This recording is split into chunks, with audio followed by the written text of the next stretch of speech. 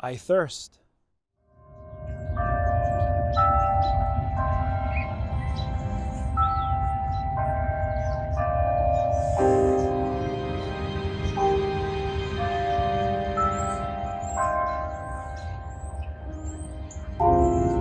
No other single word did Jesus utter that better represented his humanity than I thirst.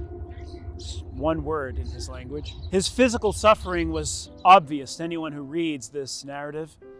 He underwent torture, beatings, was forced to carry his cross through the streets of Jerusalem, up the hill called the Skull, and was nailed to a cross, bleeding and suffocating to death. He was dehydrated and parched. I thirst. But not just his physical sufferings are represented here. We see his spiritual sufferings.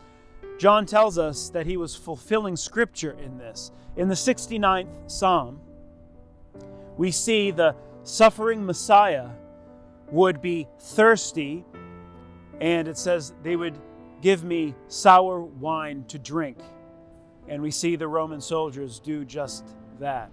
This is a frequent metaphor in Scripture for feeling extreme suffering and need under the wrath of God, thirst. Psalmists talk about being dried up, being shriveled up and parched under the weight of God's wrath and under their sin. And they are thirsty. They're like crawling through a desert in a waterless place, panting and thirsting after God's grace. And here we see Jesus bearing the wrath of God. He prayed in the Garden of Gethsemane that the cup of God's wrath that he would have to drink would be taken from him, and it wasn't. And so he was bearing the wrath of God's judgment for us so that we could enjoy the drink of what Jesus calls the cup of the new covenant in his blood.